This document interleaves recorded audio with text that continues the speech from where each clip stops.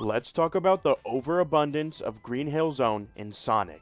If you've been a Sonic fan for a while, you may share the same feelings I do about it. Sega treats Green Hill Zone like the Pikachu of Sonic. Hi. It's in almost every game, getting the most attention out of any one zone in the entire series. That was, once upon a time, a wonderful way to pay homage to Sonic's roots. However, Green Hill has long since worn out its welcome, as its appearances seem to be every other release now. I think I speak for a good chunk of the community when I say we want to see more originality from Sonic's zone design. Heck, my only critique of Sonic Mania is that there wasn't enough new zones. I have an idea of why they do it, but it's very important I outline exactly what a Green Hill is. There's many zones that are Green Hill in all but name, and then others who only borrow a scant few elements from it. Now, what do I define as a Green Hill? Well, anything with the very namesake for one. I will discuss other zones if I see enough similarities, or if they're without substantial flavor to set them apart. I plan to cover every platforming Sonic game on console or handheld, but no mobile. We will look at the first zone in each game and, after laying out my thoughts, place it into one of two categories here, rightly named Green Hill and literally anything else. After we've tallied every game up, I want to make my case for why Sega is choosing this road, and also additional factors that are playing their part in it. Without further ado, the original, the classic, the basis of this video. This is probably most people's favorite zone in this first title, because Sonic 1's relationship with Speed is like a father going to get milk. You only have faint, happy memories of him at the very beginning. Okay, that may be a bit of an over-exaggeration, but good old dad only attempts to reconnect for the duration of Starlight Zone before darting back for a second gallon, never to be seen again. For this one zone, you're allowed to just go. You zoom past checkerboard orange and stripes of green, like how any zooming Hedgehog should. While not an obstacle-free zone, the obstacles do not keep you at a standstill for long, which is something that can't be said for later zones in Sonic 1. To sum up and define our baseline, this zone is the aforementioned green stripes, orange checkerboards, midday blue skies, an equally blue ocean with a side of waterfalls. The setting is a peaceful tropical island, nature untouched by Eggman's influence. There's only badniks, monitors, the signpost, and a capsule that disrupt the tranquility. Visual elements aside, these levels tend to be introductory in nature, so they have a beginner-friendly difficulty and many low-risk opportunities for high speed. Now, with our baseline established, we can move forward and start judging the rest of the series based off of this foundational piece. Yup, I'm not forgetting about these 8-bit titles either. There's not as much to say about Sonic on the Game Gear. This game is also Sonic 1, so Green Hill being present here only makes sense, despite not all zones being carried over. It's less detailed, having lost a whole 8 bits, but it's definitely still Green Hill thematically. However, it does sport a brand new layout. Neat. As for Sonic 2, Emerald Hill is the sequel to Green Hill, and it is literally Green Hill, but with a fancier name. Except this is perfectly fine. This isn't a one-to-one recreation of an already pre-existing level. If anything, this level displays the leaps and bounds in which Sonic 2 improves on the formula. The checkerboard pattern is still here, but some Tetris block-esque structures are also within the ground and walls. Same stripes of green, similar trees, a beautiful blue sky, and ocean water we can see stretching out to the horizon. It's all there. Even the Chopper and Buzz Bomber enemies return. On the flip side, the monkey throwing stuff at you from the trees and the new corkscrew loop with this 3D effect make this a pretty good follow-up to Green Hill. It's enjoyable, and it's only the second time it's been used, so you can hardly bat an eye at Sonic Team reusing what works. If it ain't broke, don't fix it. This one goes in the Green Hill category. Surprisingly, the 8-bit version of Sonic 2 is our first deviation in full from Green Hill Zone. Underground Zone. Well, besides the unimaginative name, this zone shares 0 elements with the original Green Hill. Sonic traverses a cavern system on minecarts, avoiding lava and falling spikes aplenty along the way. No colors in common, and to top it all off, this first zone is incredibly difficult. It's just about everything Green Hill is not. Say hello to our first literally anything else. We aren't done with Sonic 2 8-bit yet though. There's a zone later in its runtime that is called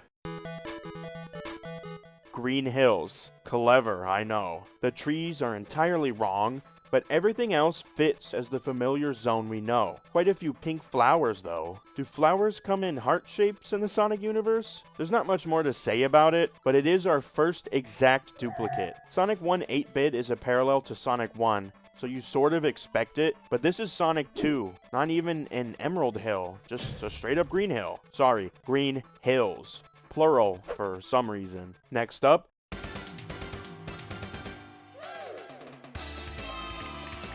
we've got Palm Tree Panic from Sonic CD. What an odd little game this is. Sonic didn't have an established formula at this point, but you can see Green Hill's inspiration in here. Green and orange greet you, but instead of a pattern of squares, you've got a pattern of triangles. They really love their palm trees in these opening levels, huh? Yet, I would say Palm Tree Panic is not a Green Hill, because the past and future aspects of this zone flesh it out well beyond just a Green Hill clone. It's derivative for sure, but it's distinctive in a way I would say is different.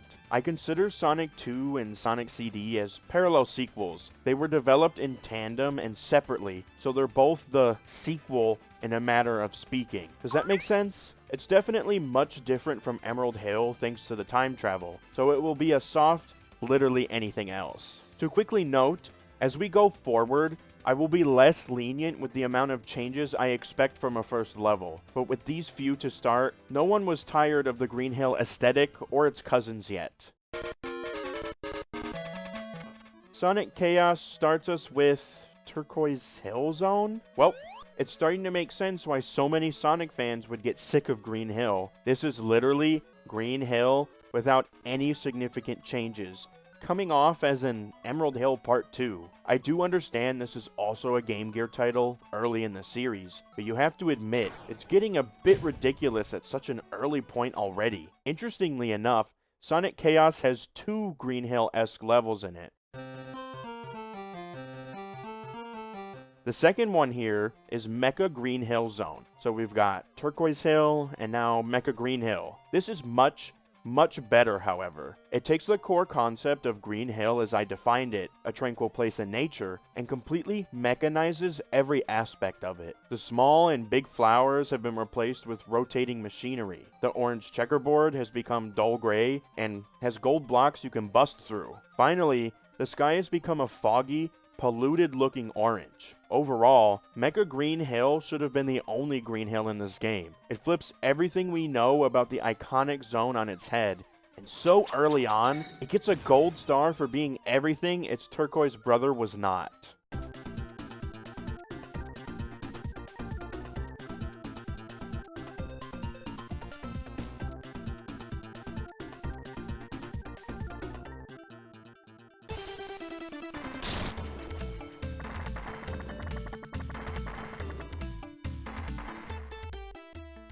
Well, this certainly looks familiar. They really love their orange and green opener, don't they? It probably has something to do with this. It's a color scheme that emphasizes Sonic. I wonder if they decided for squares as the ground's pattern to contrast Sonic's roundness too. It is genuinely great, just like Angel Island Zone. The intro portion has your background covered in green foliage, leaving Sonic as the only blue until you reach the turning point of the first act. Everything gets set ablaze, and now the energy is amped up to 11. You were just assaulted by a brand new mysterious red echidna, and now this lush jungle surrounds you in flame. Introductory level or not, the threat is here and present, making it veer from the Green Hill design philosophy quite boldly. The glimpse of a peaceful opener, only to throw you straight into chaos, is a powerful move and an iconic opener to one of the most beloved games in the classic era. This defines itself separately similarly to how Mecha Green Hill shares core design tenets but redefines them.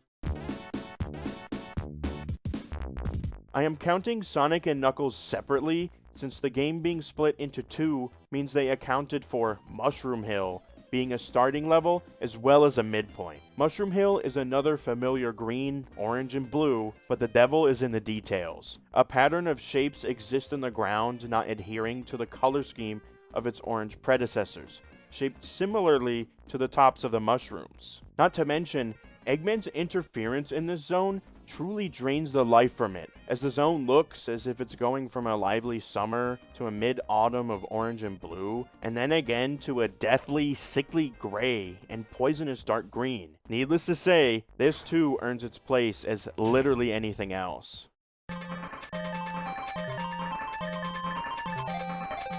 As a parallel to Sonic 3 and Knuckles on the Game Gear, Sonic Triple Trouble is actually a completely separate entry with totally different level design. Great Turquoise is another tropical paradise with its greens, blues, and oranges. We have the palm trees, we have the grass, and we have the repeating squares. This one is pretty clear-cut Green Hill in all but name. There's not too much more to say about it, so let's just hop to what's next.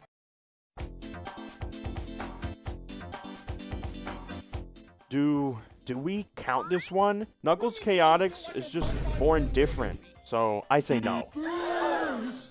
Okay, I guess I can mention one thing. This is just a stage that exists to teach you the new mechanics of the game, but some familiar elements are here. I can't really count this as a stage due to its nature of being outside the main levels, but we can look it over for curiosity's sake. The time of day changes throughout the different parts, so when it's daytime, it suddenly looks very familiar. I do appreciate the different hues present, implying the passage of time though. We usually don't get to see levels at different times of day, like running through it at night, so this is very welcome. I might as well put it in a category now, huh? We'll just slap it here. It's getting quite long, isn't it? I didn't expect it to already be this full.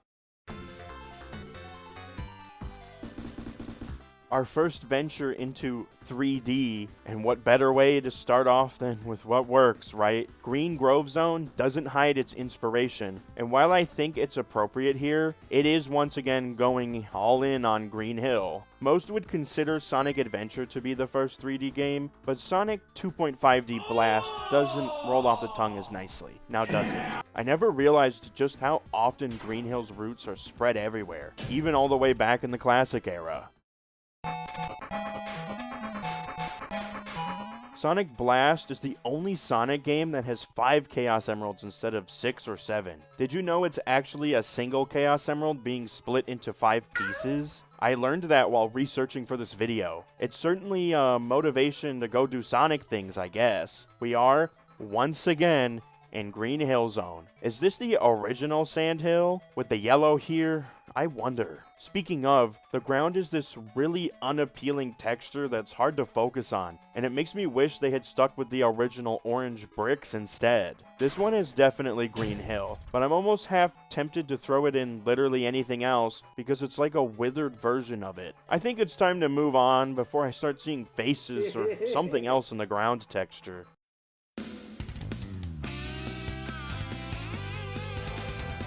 We've finally stepped into our first undeniably 3D game. Emerald Coast is a lovable opening level to a much cherished entry in Sonic's history. It's got many of the same setting dressing as a tropical island resort, but it takes place on the coast rather than the inland. I could imagine this as Emerald Hill's coastline easily, in a world where all the zones were actual fixtures of a consistent place. Speeding through here like a summer breeze is enjoyable fun, and 100% its own venture separate from Green Hill. Good stuff, Sega.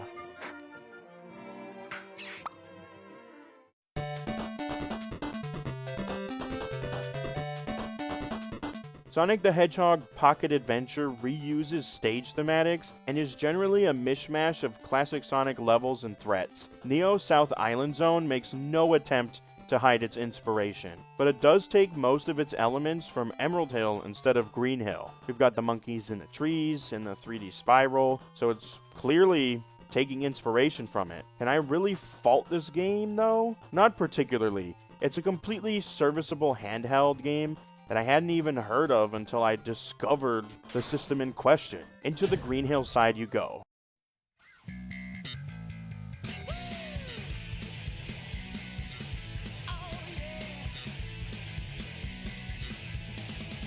Whew, this is happening. City Escape is most certainly not a Green Hill clone. It is the first stage that doesn't take place in nature, but rather in the middle of a bustling city full of cars and danger. For the first time, something other than Eggman gets in Sonic's way, besides Knuckles and Fang and everybody in Sonic Fighters. Really? This level is the antithesis to every tropical-themed starting level before it. It's iconic, deserving to stand proud and tall as a defining part of Sonic's journey to today. Into literally anything else, City Escape goes. Also, Sega, can we bring back the Chow Garden instead of Green Hill Zone every game? Thanks. At least make a cash grab mobile game out of it. I've been waiting since I was a kid to have that Chow Garden back. But wait! If you get all the emblems in Sonic Adventure 2, you unlock Green Hill Zone. As a 10th anniversary celebration and the zone's first playable 3D appearance, this is a welcome sight indeed. Only the most dedicated of players will get to see it, but it's a wonderful reward for an invested Sonic fan to stumble upon. I'll happily drop this into the Green Hills.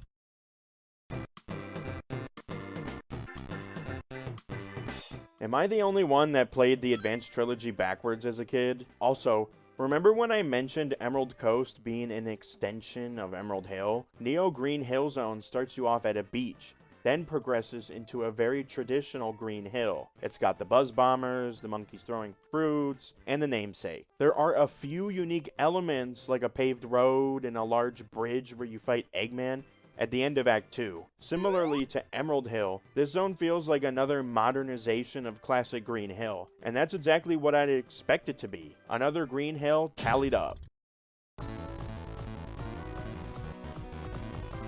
Leaf Forest in Sonic Advance 2 is a jam to blast through. Let's get out the checklist. Green, check. Square patterns, check, but in the green background rather than in the ground. 3D spiral from Emerald Hill, check. Buzzy bombers, check. Monkeys in tall trees that throw things at you, check. Shape patterns in the ground, check. Subscribe to my YouTube channel, check. We're missing some things, but there's a very clear and direct inspiration from its forefather here. Let's just drop this one into Green Hill, and wow, this is... I really didn't realize how often Green Hill is Green Hilled all over the series. Sheesh.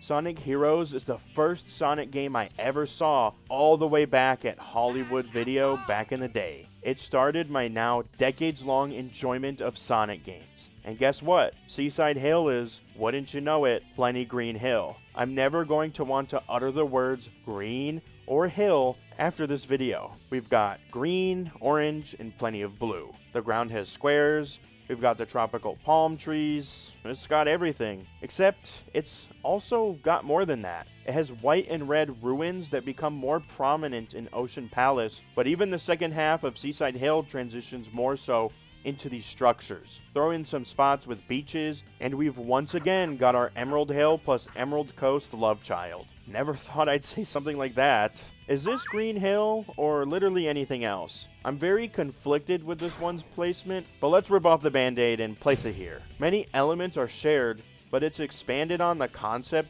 and added enough to be its own level. Seagate is also technically here as a Stage 0 tutorial for Amy, Cream, and Big, but it's more so an extension of Seaside Hill. Won't throw it on here for that reason.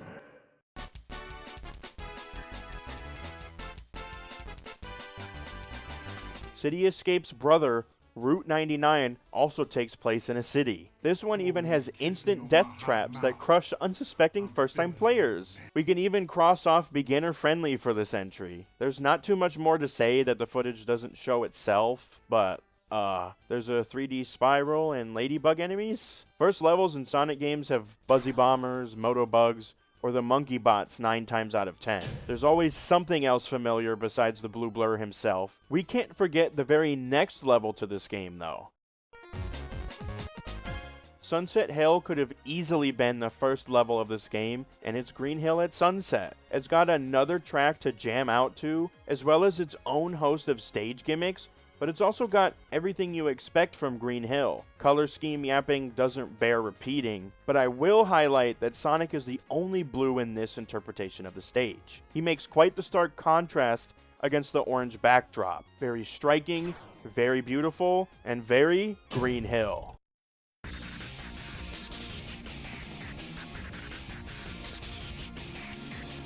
Shadow the Hedgehog doesn't have anything close to a Green Hill zone. The opening level is closer to City Escape than Green Hill, but much more run down and active Warzone-y. Never thought I'd be talking about an opening level in the Sonic series being Warzone-y. It's probably for the best it's not Green Hill as well, because replaying this game enough times to get every ending means revisiting Westopolis for every single run. Fans would be even more sick of Green Hill if it was here as well. Imagine if you had to replay through Green Hill 10 times in one game. Let's tuck Westopolis into literally anything else and head on to greener pastures. Literally.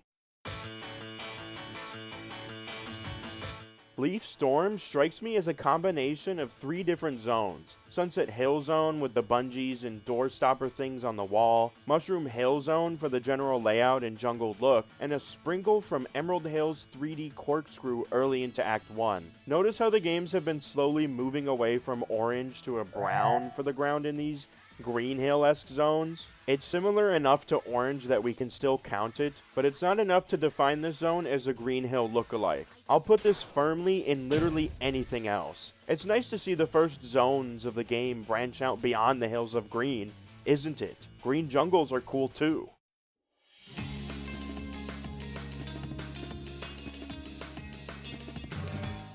Oh boy, what a game this is. In a game with better physics, this would be a fun and memorable opening level. If not for Sonic 06 being Sonic 06, Wave Ocean would be another great Emerald Coast-esque stage. If they keep it up with these, I'm going to be able to do a list for Emerald Coast next. However, being derivative of Emerald Coast is not Green Hill, so we know where this goes. How does the Sonic community feel about calling this game Sonic Adventure 3, by the way? It's basically the third game by all but name. Can you believe 06 is coming up on being 20 years old? Wow, we are getting old.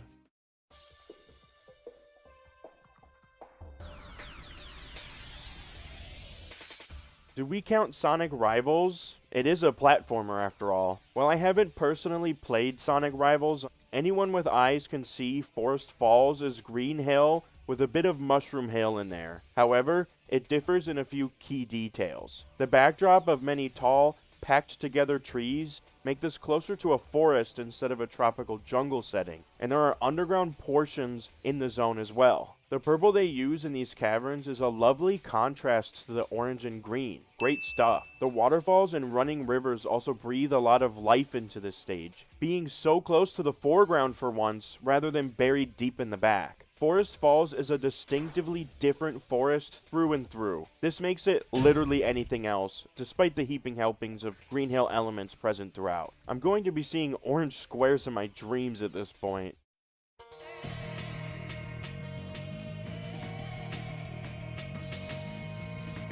Sonic and the Secret Rings was so difficult to control as a little munchkin back in the day, and that's the largest memory I have of the game. While things control like Dookie, the locale is entirely different than anything we've seen before for an opening level. Green Hill? Never heard of her. We've got sand waterfalls, and fire aplenty. Full marks for originality. That's something I will always give the storybook era of games. Join your brethren in originality over here. I don't remember this game taking 20 minutes to get through story and tutorials before getting to Plant Kingdom. Damn. Cool! Alright! Yeah!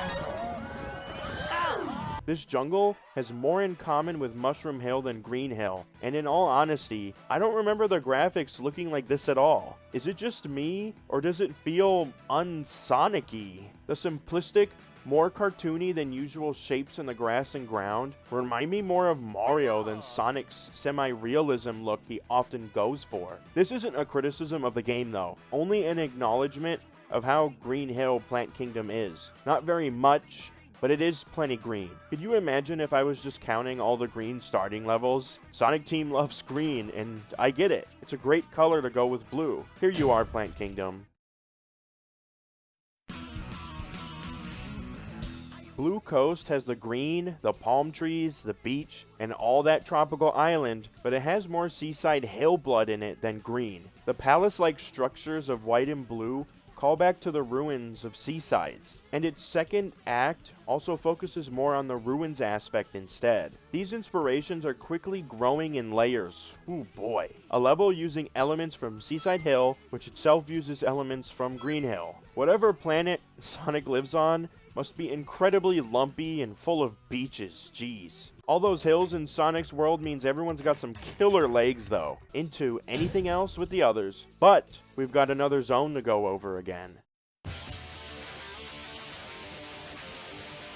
I'm gonna be honest with you. Something inside of me snapped when I saw that the second level of another Sonic game also had a level named Sunset Hill. Sorry, Sunset Forest. Do you realize how many layers deep we are on this? Besides the small amounts of Halloween theming, it looks like they reused some Forest Falls assets from Sonic Rivals 1. So, this is a sunset version of Forest Falls, which already exists as an alternate version of Green Hill. It's insane we've gotten Sunset Hill Part 2 here. Man, this is literally anything else, but just wow. These games were 3 years apart and both on handheld. Not a Green Hill, but traumatizing to me all the same. Here we go! The energy for the first outing of Sonic's 3D Boost Formula era is unmatched. Is it just me, or do the other Boost Formula games feel slower than Unleashed? I know this has to do with how far back the camera is pulled in other games, but I still think they captured lightning in a bottle with this first game and its sense of speed. Anyway, I believe this area is located somewhere in Greece?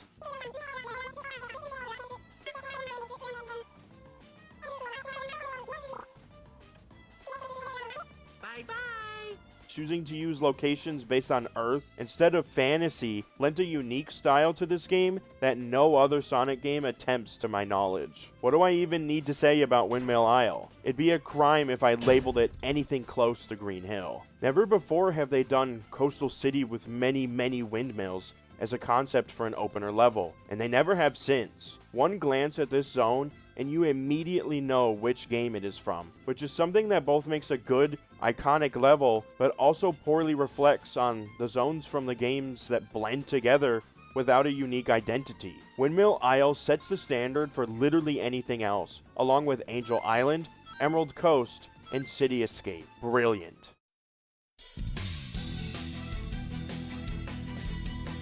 Misty Lake, huh? Another storybook era game, and another completely unique opening level. A surprise to no one. It's to be expected when every ounce of the game, except for Sonic and his friends, is an entirely original concept to the series. The Misty Lake also contains ruins that populate more of the running around, so this is another simple placement. The mood of this level is top-notch. I love how mystical the atmosphere is. Shrouded Forest is a more interesting forest level, but this is an excellent opener all the same.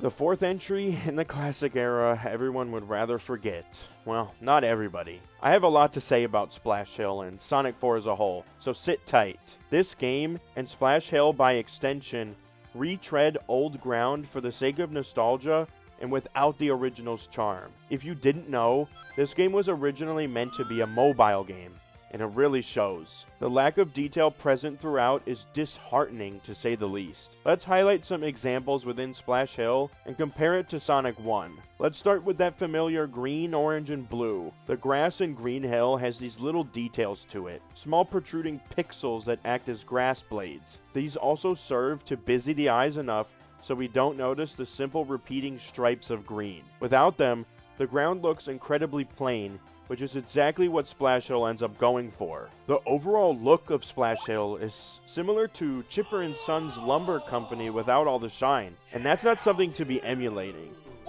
The ground is flat plastic, more toy-like than alive. People would be fine with a toy aesthetic Sonic game, I'm sure, but not as a numbered entry following up Sonic 3 and Knuckles. There are certain expectations that need to be met for a numbered follow-up to Sonic 3 and Knuckles. The plasticky cheap look continues in the orange repeating squares in the ground. This simply copies Green Hill's homework word for word, making no attempt to reinterpret those original design principles in any meaningful way. Paying tribute to an old stage by stealing its old design and splashing a ton of harsh lighting on it isn't great. It's nostalgia baiting, plain and simple.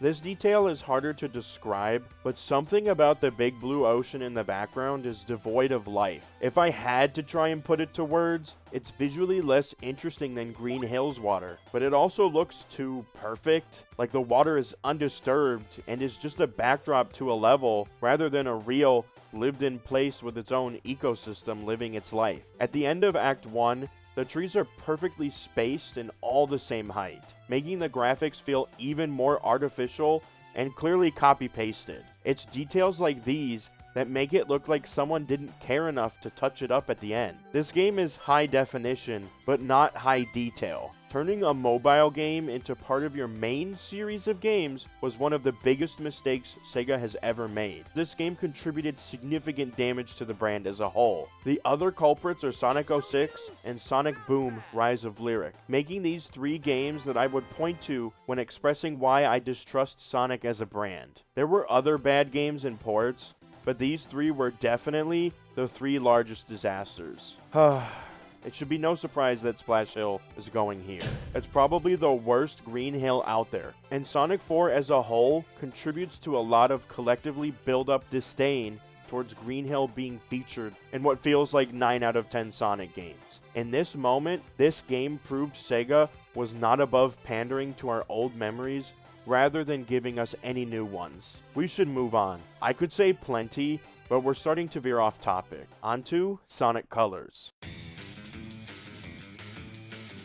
Tropical Resort is similar to City Escape, Westopolis, and Route 99 in being the antithesis to what Green Hill represents. In opposition to the tropical tranquil nature setting, all of Tropical Resort is man-made. We can see the sort of world Eggman would make given the opportunity, and he'd turn a place like Green Hill into a carnival. Sonic Colors is to Sonic what Super Mario Galaxy is to Mario, a zany spin on the typical formula that allows a different brand of level design. Crazy that Sonic took a second shot at an even purer form of the Galaxy formula after this, when they already nailed it here. Sonic Riders is the Sonic Cool spin to Mario Kart that we lost in favor of Sonic and Karts TM, just as Colors was the cool Galaxy formula game, and Lost World was the more obvious Galaxy clone. Neither Sega Superstars Racing nor Sonic Lost World are direct copies of Mario, to be clear, but they feel much more derivative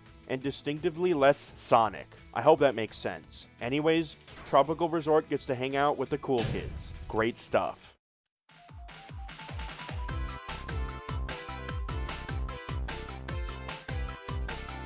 The 20th anniversary celebration of Sonic is the greeniest of hills, and it proudly owns it. This is a wonderful celebration of all Sonic was and is up to this point. So of course the zone that started it all had to be here. This Green Hill is everything we imagined the zone to be so many years ago. The rushing waterfalls we dash by have never looked better. The scale of this level is massive too, with hills and mountains shown in the background reaching aforementioned massive heights. Some new elements are introduced as well, like the segment rail grinding away from a huge chomper. The humongous statues are also new, and at least I'm 99% sure of that. They fit in with the overall aesthetic, meshing well with the large totem poles all about. Finally, one more cute thing to point out, the end segment seems to be referencing the ending of Sonic 1. All the flowers and general shape language of this ending part are intentionally similar. Waterfall in the background, 2 raised platforms, and the distant hills in the further background as well. This is what it felt like completing Sonic 1 for the first time to our kid brain imaginations. And this is the peak Green Hill. Boom. Right where it belongs. The Green Hill to dethrone all others. Thank you for this treat, Sega. Sylvania Castle is 100% its own thing, but wow, upon reviewing this zone, my opinion of Sonic 4 Episode 2 has really dropped. There's a mishmash of styles present here. Compare Sonic to some of the trees in the background. You'd see those in a PS2 Call of Duty game, not right next to Sonic's cartoony self. They look like store-bought assets that don't gel well with the rest of the art style, especially not the foreground. The dissonance here is unavoidable. Also, the background forest of trees looks like how 2D Pokemon games used to do their forests. It's just one repeating tree over and over. This is better than Episode 1, but this is still a really poor showing. This isn't a Green Hill, but that's not enough to make it memorable like genuinely good zones. Next.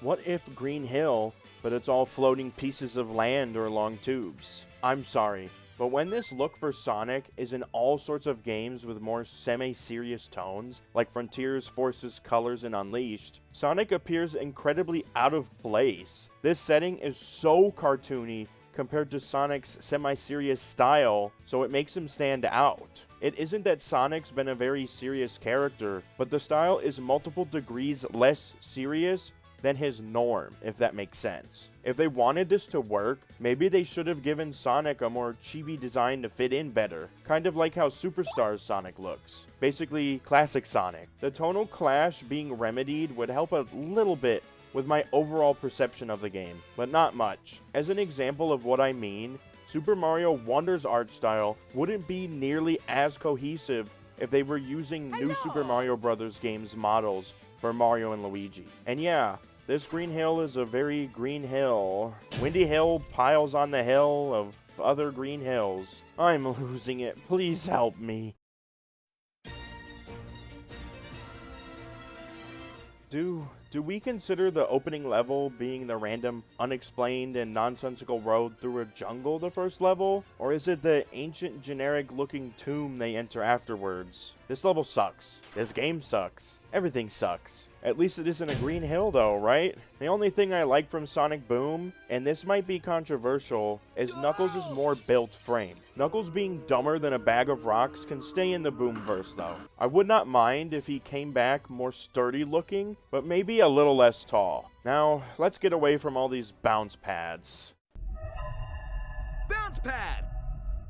I'm quickly touching on this game to explain why, on my list, it is disqualified. The game is too Metroidvania for it to be valid amongst all these other listings, even if some speed is still involved. The core design principles between Sonic's normal formulas and a Metroidvania are too different, de-emphasizing the value of speed overall. I've also never played it. I didn't even know this game existed until Some Call Me Johnny reviewed it 9 years ago. Oh my god.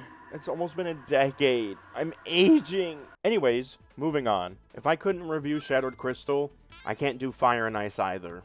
It would be unfair. This one doesn't look to be as much a Metroidvania to the same extent, but I'm not certain since I've never played it. I see people say the game is a hidden gem, but the exploration elements still exist, so we won't count it. So ends the Sonic Boom trilogy of games.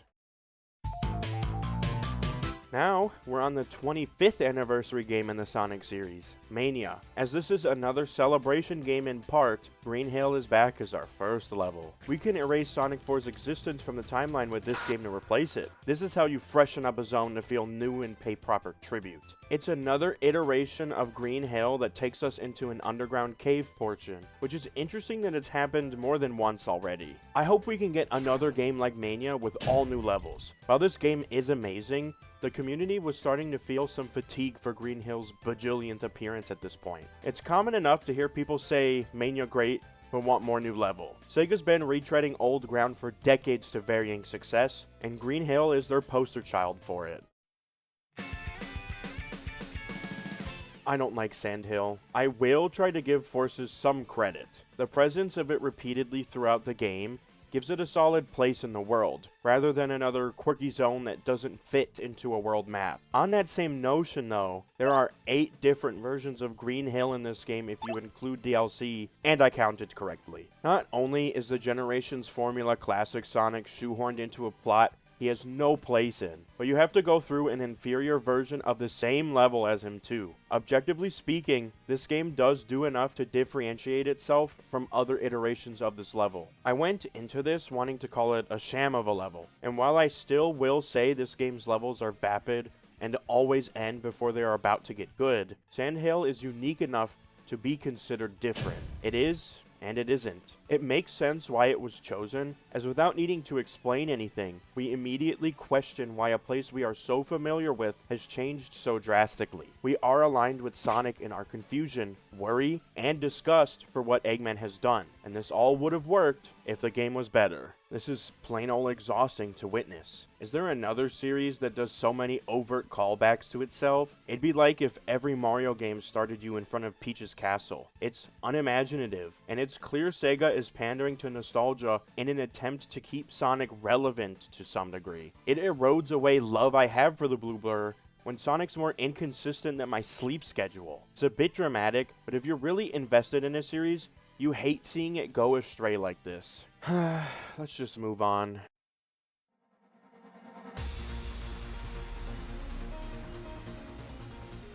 Sonic Frontiers is a game celebrating the 30th anniversary of Sonic. When do we get to the point where game development times become so long that every Sonic release is an anniversary game? Is it their excuse to reuse Green Hill's level thematic 13 times? The classic games understood after Sonic 1 that Sonic zones were in their perfect sweet spot at 2 acts per zone. Act 3 being an exclusive boss zone works too, but who in their right mind suggested 13? Not only does this dilute the identity of each individual stage immensely, we haven't even mentioned the worst part. They reuse level layouts from previous Sonic games. If you've watched any extensive Sonic Forces review before this, you'll know all about the one-to-one copy-pastes they did for so many of these levels. Never before has a Sonic game felt this much like a set of obstacles to be ran through. That's the point with the story, but Sega okayed this story where they could blatantly reuse a bunch of level themes we recognize. We are running through Sonic's memories, but you know what? Sonic had a lot more memories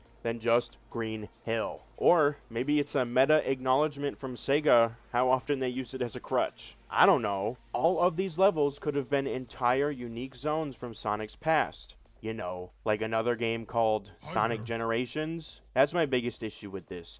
Sonic Frontiers did all of this worse than Sonic Generations. Generations didn't use its story as an excuse to make the backgrounds of the level a myriad of floating level geometry. Now did it? Seriously, look at the backgrounds of a Generations level and then a Frontiers level. Night and day difference. 13 times. Should I put it on the list 13 times? 13 times. And in so many of these zones, they feel similar to Forces levels that end too early. Despite my negativity when it comes to these shorter stages, this isn't all Sonic Frontiers is, so it means less to the overall quality of the game. However, these levels have contributed to the Sonic community being sick of seeing Green Hill. Sonic Frontiers is the largest culprit in the entire series. We need to go at least another 10 years without a Green Hill at this point to even things out. Sega seems stuck between the future and the past, unable to make truly great games consistently because of it. Their attempt to do new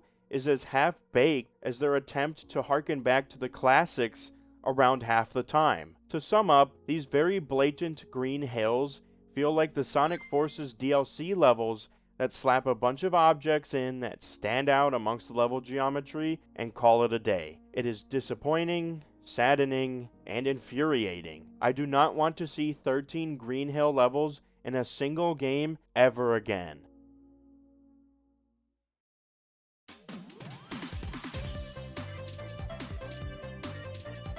Superstars is a game that is closer to an actual good Sonic 4 aesthetic, but like Sonic 4, this game feels rushed out the door itself. The multiplayer mode is painfully unbalanced and an unfun experience equivalent to being Tails in Sonic 2 or 3. I would have loved a new Super Mario Bros. Style Sonic game with multiplayer, but they completely borked it. Bridge Island Zone is Green Hill's aesthetic without the orange. The ground is at least given more of an algae-covered stony look to differentiate, and it is a nice detail. The second act, being the sunset instead, is something I wish more Sonic zones would do. Playing with the passage of time can be a great way to breathe new life into an old level, but this really isn't anything that special. Beyond the blue hue, and all the way now in 2024, this is basically Green Hill Zone with one color swapped out. Here we go, and our list is complete.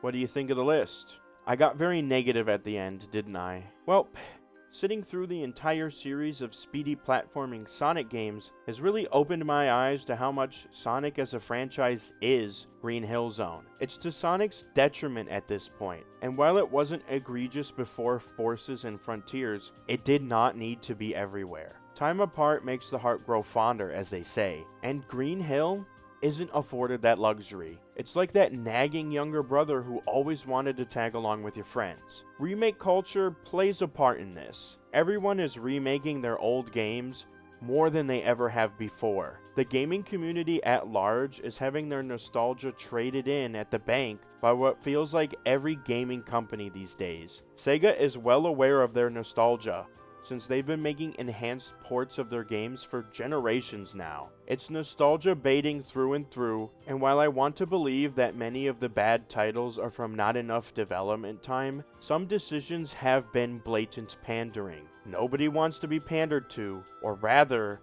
nobody wants to be pandered to for something they don't want. Jingling Green Hill in front of us like keys isn't going to work anymore, but Sega continues to do it regardless. I think I speak for many Sonic fans when I say, we want new, original level design, Sega. There is so much untapped potential for new, iconic levels that get passed on in favor of another redo of Green Hill Zone. I went over 37 different titles, and look at how this list turned out. We don't want to live in the past achievements forever. Sonic is a series that could do so much more, and it has already done well many a time, but it chooses mediocre retreads of places we know time and time again with nothing new to bring to the table. Please, no more Green Hill. No more vapid interpretations just because it's an anniversary game. Give us something different, just as long as it isn't Sonic Boom different. Let us make new, enchanting memories with all new places and avoid making 3 million variants of Charizard. Okay? I love Sonic, and I hope this video has been as enlightening for you as it has been for me. I may never want to go to a Green Hill Zone again, but it's a worthy price to pay to see just how many times we've been there or somewhere similar. It's nuts. I hope you enjoyed, and I hope to make more video essays like this one in the future. If you've stuck around until now, would you please like and subscribe? One button click from you, and I get all the validation I need to continue doing more videos like this. Also, drop a comment if you have suggestions or want to share with me the anguish of Green Hills as far as the eye can see. Take care of yourself. WeebBear out.